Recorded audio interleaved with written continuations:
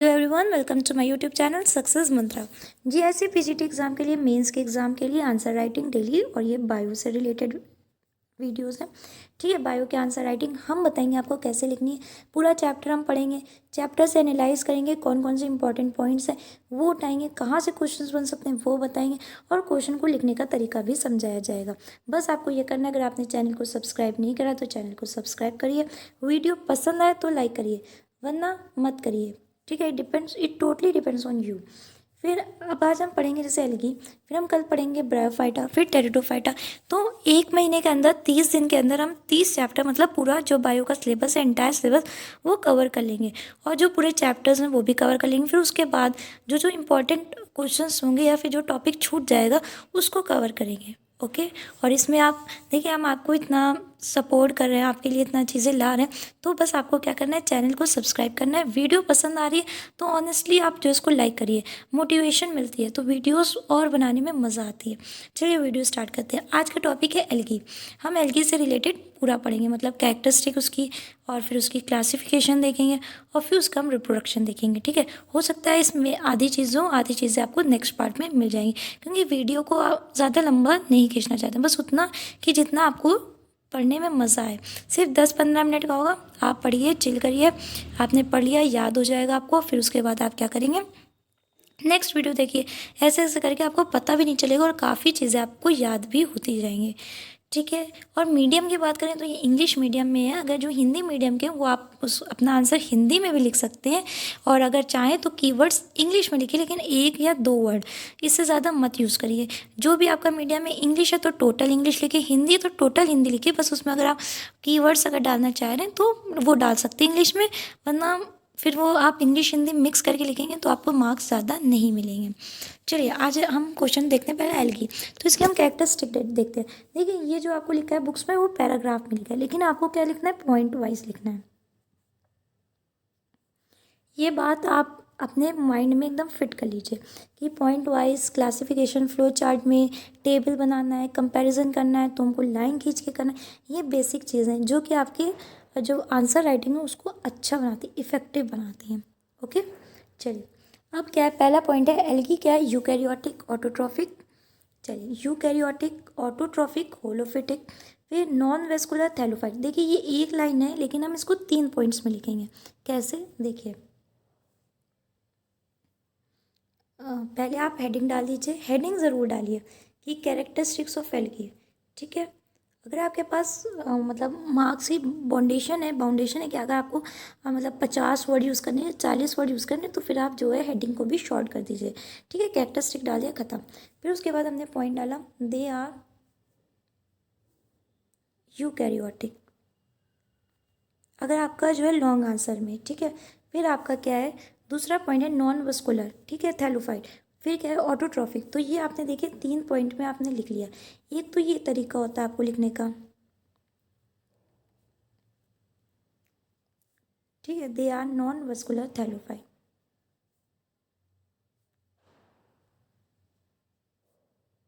Okay, ये हो गया। अब अगर क्या करना है आपको जो है, मतलब आपके जैसे 10 या 15 वर्ड्स ही यूज़ करने हैं, या आपको 20 से 25 वर्ड्स लिखने हैं, और आप चाह रहे हैं कि हम ज़्यादा से ज़्यादा लिख सकें। ठीक है, तो आप क्या कर सकते हैं, ये इग्नोर कर दीजिए इतना पार्ट, आप इतना भी लिख सकते हैं और यकीन मानिए आपको काफ़ी अच्छा स्कोर मिलेगा। Eukaryotic autotrophic non vascular thallophytes, enough है, इनफ है, इनफ है। कुछ लोगों का होता है कि आपने क्या आंसर राइटिंग करी है, क्या क्या आपको पता है कि आंसर कैसे लिखे जाते हैं। देखिए, पता जो है एक्सपीरियंस से होता है, और सब अपनी लाइफ में एक्सपीरियंस करते हैं। कुछ लोग मतलब चीज़ों को इग्नोर कर देते हैं, लेकिन कुछ लोग क्या करते हैं, उन चीज़ों से सीखते हैं।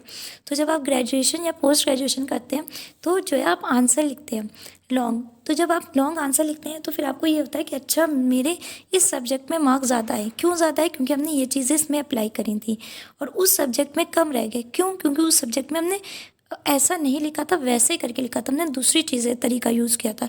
तो आपको एक आइडिया लग जाता है, अगर हम ऐसे ही लिखेंगे तो मेरे मार्क्स ज़्यादा मिलेंगे, और वही होता है। और फिर क्या होता है, आपके काफ़ी अच्छा स्कोर कर लेते हैं।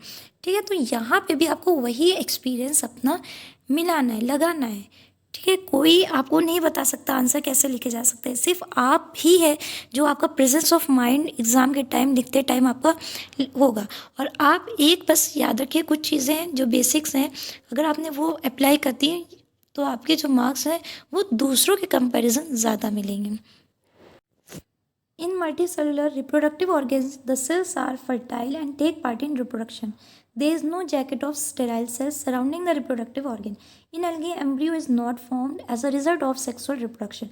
देखिए, सिर्फ आप इतना भी लिख देंगे embryo is not formed, खत्म। हाँ, अगर आपके पास वर्ड्स ज़्यादा है, जैसे 50 से 100 वर्ड्स है, तब आप क्या कर सकते हैं, आराम से लिखिए, आप चीज़ को एक्सप्लेन करिए।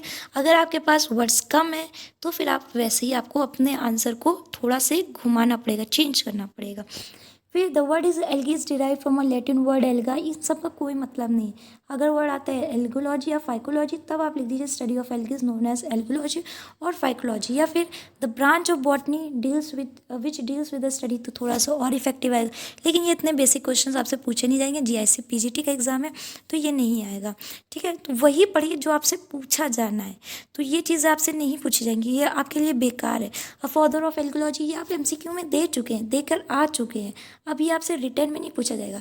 रिटर्न में क्या पूछा जाएंगे, characteristic of algae, features of algae, differentiate between the brown algae, red algae, या फिर आपसे पूछा जाएगा classification of algae, classify the algae, या फिर आपसे पूछा जाएगा कि ये जो रिप्रोडक्शन पूरा बताइए मेथड्स जो कि एल्गी में होता है, तो ये चीज़ें आपसे पूछी जाएंगी। तो आपको अपना ऐसे ही पढ़ना है, सेलेक्टेड चीज़ें पढ़नी है। ठीक है, चलिए फिर है नेक्स्ट, यहाँ पे कुछ हैबिटेट के बारे में दिया, तो थोड़ा सा हम यहाँ से लेकर पॉइंट्स फीचर्स में डाल सकते हैं। अगर या फिर हैबिटेट का अलग से आता है तो उसमें भी हम डाल सकते हैं। जैसे algae occur in a variety of habitats like fresh water, hot water, steam, sea on moist land, damp soil, on plants and animals. Some algae are found as benthophyte attached to the bottom or mud underwater chara. Few algae occur on the banks of the, देखिए जो भी हम point लिख रहे हैं उसमें क्या दे रहे हैं हम, एक उसके साथ एग्जाम्पल ज़रूर दे रहे हैं।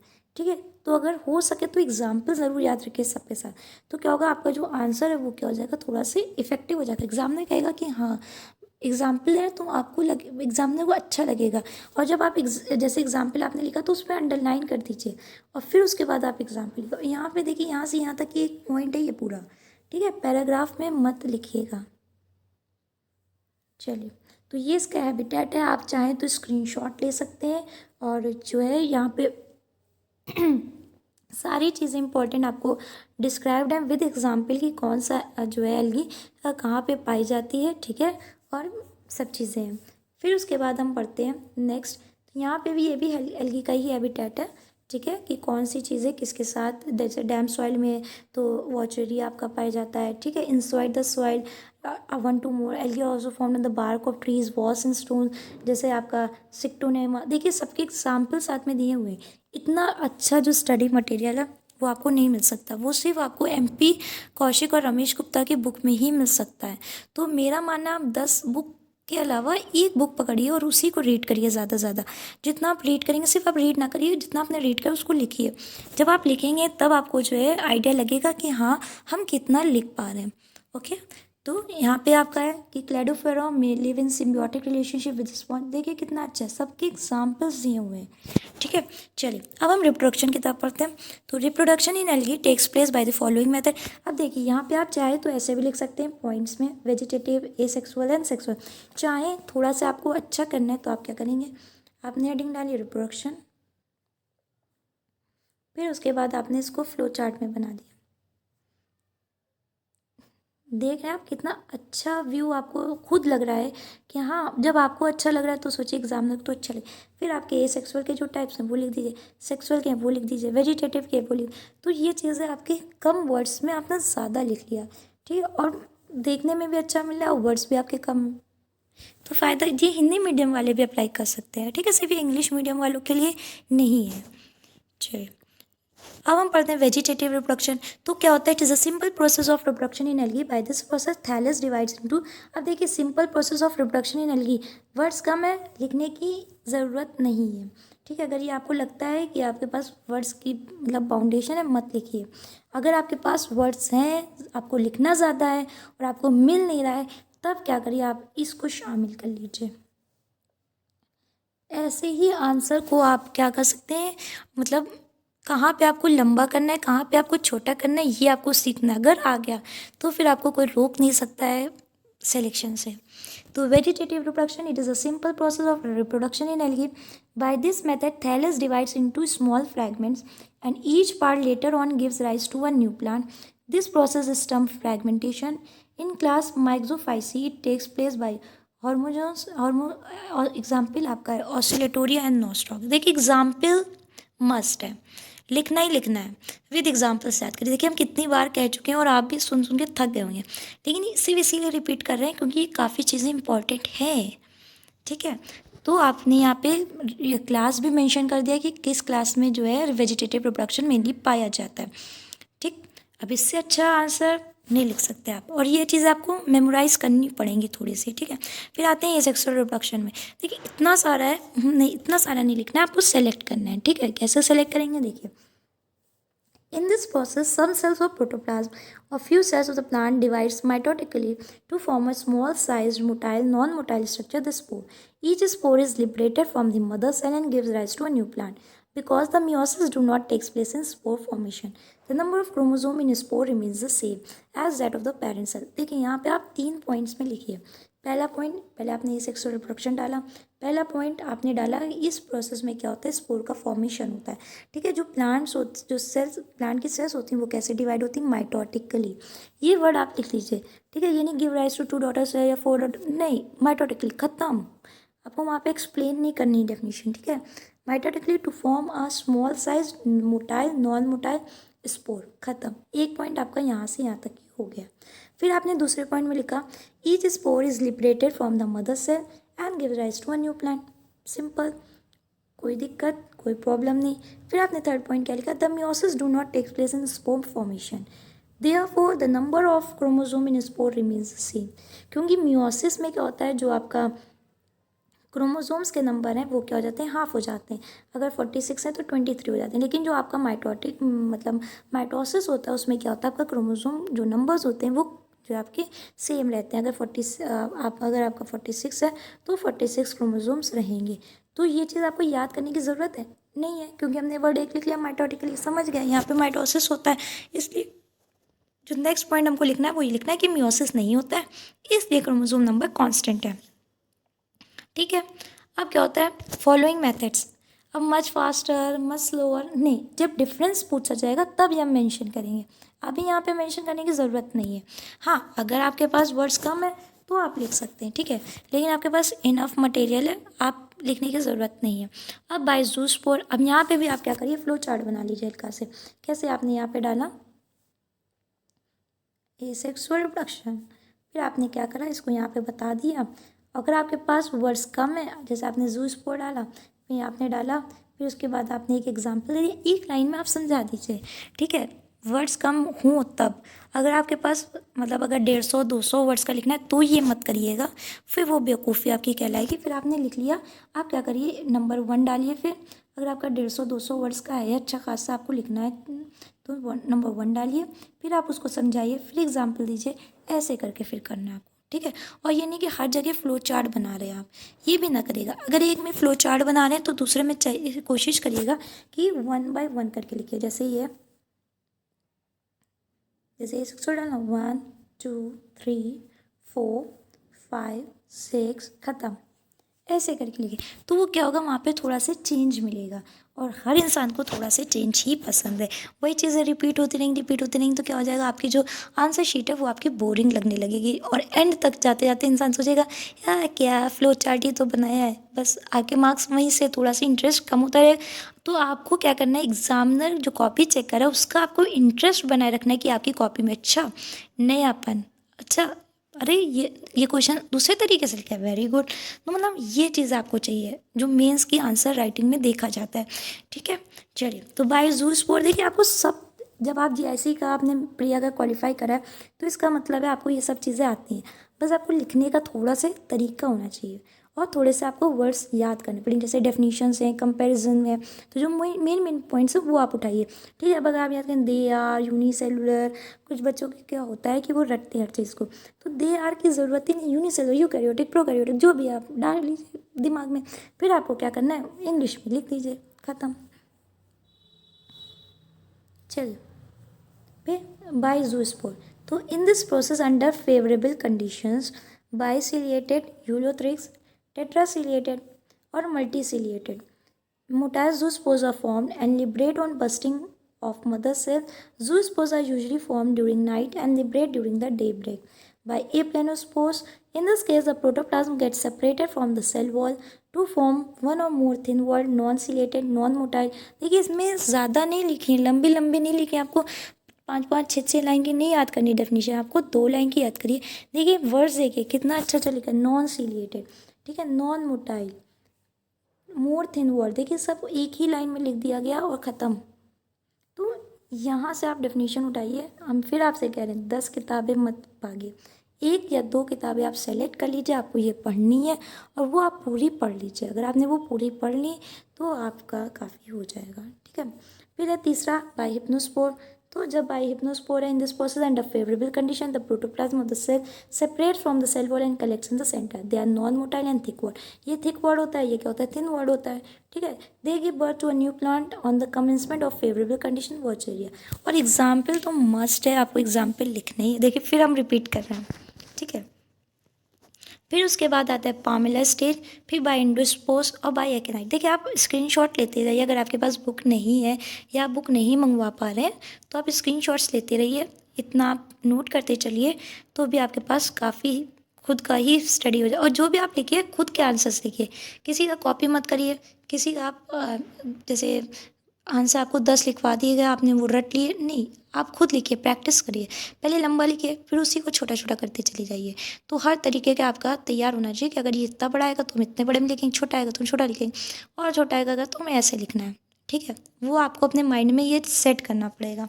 Pamela stage, it is also called Pamela stage because at this stage a particular alga, अगर कहिएगा तो नेक्स्ट वीडियो में ये चीज़ हम आपको समझा भी देंगे। ठीक है, अभी तक हमको लग रहा है कि आपको आता है इसलिए हम समझा नहीं रहे, सिर्फ आपको राइटिंग लिखने का तरीका समझा रहे हैं, पर अगर कहेंगे तो इनको समझा भी दिया जाएगा। Because at this stage a particular alga resemble an alga Palmella on the approach of dry season. देखिए यहाँ पे ये सब लाइन नहीं लिखना, बस आप यहाँ लिखना है ड्राई कंडीशन जूस्पोज और aplanospores do not come outside the mother cell but get surrounded by a mucilaginous shape. The division of the mother cell continues with the result that they take the shape of a colony. This is known as palmless stage. ये जो पहली line है ना, ये आपको नहीं याद करनी है। कुछ लोग होते हैं पूरा पूरा रट रहे हैं, जी नहीं, बस इतना ख़त्म हो गया। और जब फेवरेबल कंडीशंस आएंगे तो वो कम आउट हो जाएंगे और क्या कर देगा, न्यू प्लांट को राइज कर देगा। एग्जाम्पल क्लेमाइडोमोनास यूलोथ्रिक्स, खत्म। अब आप कहेंगे यहाँ पे लो डायग्राम बना दे क्लेमाइडोमोनास का, जी नहीं, अगर आपको डायग्राम बनाना है तो पामेला स्टेज का बनाइए, नहीं आता है मत बनाइए क्लेमाइडोमोनास का, ज़रूरत नहीं है यहाँ पे। ठीक है, फिर आता है बाय एंडोस्पोर्स। तो by endospores in most of the members of the class Myxophyceae development या of large number of endospores takes place inside the mother cell. अगर आपको याद नहीं इतना रहता है तो बस यहाँ से यहाँ तक ही लिख दीजिए, इनफ है कि development of large number of endospores. Endospore देखिए, अब यहाँ पे आप पॉइंट वाइज मत लिखिएगा, यहाँ पे आपने लिख दिया है पॉइंट, अब उसी के अंदर आप लिखते जाइए। अगर आपको लिखना है तो आपने जैसे पामेला स्टेज डाला, या आपने डाल लिया, तो फिर आप बुलेट्स का यूज़ करिए और लिखते जाइए। तो याद रखिएगा, जैसे आपने ये 1 डाला तो ये आपके सारे टाइप्स को होना चाहिए। अगर आपने ये डाला तो जिसको आप डिफाइन करें 1 2 3, मतलब वही होना चाहिए। पता चला आपने 1 जो है आपने ए सेक्सुअल रिप्रोडक्शन के लिए डाला और जब पामेला स्टेज तक आते आते आपने ये वर्ड्स यूज़ कर लिया, तो इसका मतलब हो जाएगा कि ये ए सेक्सुअल रिप्रोडक्शन का पार्ट नहीं है। तो इन चीज़ों का आप ध्यान रखिएगा। ठीक है, और उसके अंदर आप बुलेट्स का यूज़ कर सकते हैं, एरोज़ का यूज़ कर सकते हैं, ये एरोज़ का यूज़ कर लीजिए। ठीक है, तो अलग अलग तरीके होते हैं, वो आप यूज़ कर सकते हैं। फिर आता है तो इसका फिर बाय एकिनाइट। तो in this process entire cell becomes thick. Echinites are formed under unfavorable condition, यहाँ से भी आप लिख सकते हैं। And on commencement of the favorable condition each echinite develops into a new plant. Example filamentous algae, खत्म। मत याद करिए इतना। हाँ, अगर और ज़रूरत है तो लिख लीजिए, actually akinete formation is more a mean of perennation rather than reproduction but is also considered under vegetative propagation. ये अगर पूछा जाए कि जो एकिनाइट फॉर्मेशन होता है वो आपका क्या वेजिटेटिव रिप्रोडक्शन के अंडर काउंट किया जा सकता है, कंसिडर किया जा सकता है, तब ये आप लाइन लिखिए, वरना मत लिखिए। आपने यहाँ तक ही लिख लिया फिलामेंटस एल्गी तक की तो काफ़ी, लेकिन इसका रीज़न यहाँ पे समझ लीजिएगा, ठीक है। ये क्वेश्चन आपका फ्रेम किया जा सकता है, इम्पॉर्टेंट है। चलिए फिर आते हैं हम सेक्सुअल रिप्रोडक्शन पे। तो takes place by the fusion of gametes. The gametes are developed in gametangia. In algae 3 types of sexual life cycles are formed, sporic, gametic. अब बात करते हैं सेक्सुअल रिप्रोडक्शन की। तो देखिए, takes place by the fusion of the gametes are, तो ये चीज़ आपने लिख ली। इसके टाइप्स हो गए स्पोरिक मियोसिस, गैमेटिक मियोसिस और फिर आपका लास्ट जाइगोटिक मियोसिस। आप चाहें तो यहाँ पे एक्सप्लेन कर सकते हैं, लेकिन अगर आपके पास शॉर्टेज ऑफ वर्ड्स हो, देखिए हम आपका हर तरीके से बता रहे हैं, ठीक है, कि वर्ड्स की बाउंडेशन है तो ऐसे लिख दीजिए। वर्ड्स अगर आपको कम पड़ रहे हैं, मतलब आपके पास जो है वर्ड्स जैसे चीज़ें आपको ज़्यादा लिखनी है तो आप कैसे उसको इलेबरेट कर सकते हैं। अब आपने ये करा, बना दिया, सब समझ में आ रहा है, कोई दिक्कत नहीं है। लेकिन अगर आप चाहें तो इसी को समझा दीजिए, प्रॉब्लम सॉल्व आपकी। दोनों तरीके से आप तैयार है, ठीक है।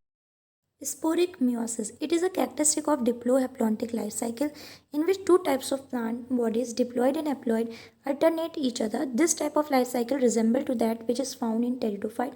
Diploid sporangia produce haploid spores by meiosis that can be either motile or non-motile. Spores formation may or may not be followed by cytokinesis. Fertilization restores the diploid phase. देखिए काफ़ी चीज़ें खुद ही लिमिटेड लिखी हुई हैं और एग्जाम्पल आपके लिखा हुआ है, एक्टोकार्पस, लैमिनेरिया एंड क्लैडोफोरा। देखिए अगर आपको कम करना है तो आप ये कम कर सकते हैं कि जो ये resemble to that, this type of life cycle resemble to that which is found, ठीक है, ये वाला आप लाइन जो है आप कम कर सकते हैं। तो मतलब और फिर एग्जाम्पल को कम करने की कोशिश मत करिए। अब आपने इतना लिख लिया, फिर उसके बाद आपने क्या करा, ये डायग्राम बना दिया। जैसे आपने ये डायग्राम बना दिया, टीचर को लगेगा हाँ बच्चे को आता है, लेकिन देखिए आप इतना सब कुछ एंटायर सिलेबस आपको कवर अप करना है, याद नहीं रहेगा, तो आप क्या करिए, इसकी प्रैक्टिस करते रहिए, ठीक है। तो आप ऐसे ना करिए, कॉपी में ड्रॉ करके बनाइए, तो फिर आपको समझ में, और समझ के बनाइए। नहीं समझ में आ रहा तो आप हमें बताइए, हम आपको समझाएंगे, लेकिन समझ के बनाइएगा, ऐसे रटिएगा नहीं।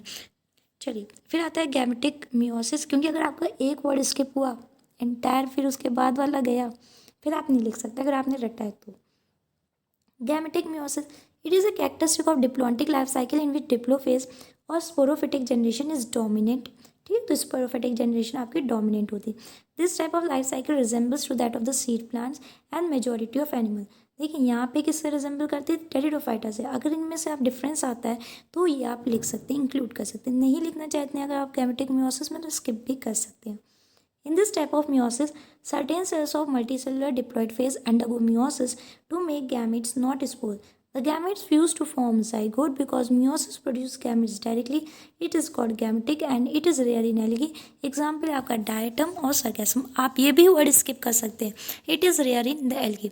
लिखना चाहे तो लिख तो सब कुछ सकते हैं, लेकिन स्किप आप सिर्फ जो आपके लिए थोड़ा सा जो चीज़ इंपॉर्टेंट उनको मत स्किप करिएगा, ठीक है। फिर आपने क्या करा, इसका डायग्राम बना दिया, गैमेटिक मियोसिस का बना देंगे, काफ़ी अच्छा स्कोर आप कर सकेंगे। फिर आपने क्या करा, जाइगोटिक मियोसिस के बारे में लिखा, it is a characteristic of haplontic life cycle. और फिर उसके बाद आपने क्या करा, इसका डायग्राम बना दिया। तो देखिए कितना इफेक्टिव रहेगा आपका अगर आप ऐसे ही लिखते रहेंगे, और फिर आपके मार्क्स कितने अच्छे आते हैं, ठीक है। अगर आपको ये चीज़ अच्छी आई, पसंद आई इन्फॉर्मेशन, अगर आपको ये इन्फॉर्मेशन पसंद आई है तो बस आपको क्या करना है, सक्सेस मंत्रा चैनल को सब्सक्राइब करना। आपको कोई पेमेंट नहीं देनी है, ये सब आपका फ्री ऑफ कॉस्ट है। इसके लिए आपको कोई रुपए नहीं ले रहा है, कुछ नहीं ले रहा है, सब आपको वीडियो देखनी है और आपके फ़ायदे के लिए। ऑफ कोर्स अगर आप ये अप्लाई करेंगे अपने आंसर में तो आपका आंसर काफ़ी अच्छा और बेहतर हो जाएगा। तो आप कमेंट करके बताइए कि आपको ये चीज़ें कैसी लगी। अगर आपको पसंद आ रही हैं तो भी बताइए, अगर आपको कुछ कमी लग रही है तो भी आप बताइए। और सक्सेस मंत्रा चैनल को सब्सक्राइब करना बिल्कुल भी मत भूलिए। वीडियो पसंद आई तो लाइक करिए ज़्यादा से ज़्यादा और शेयर करिए। Thank you for watching.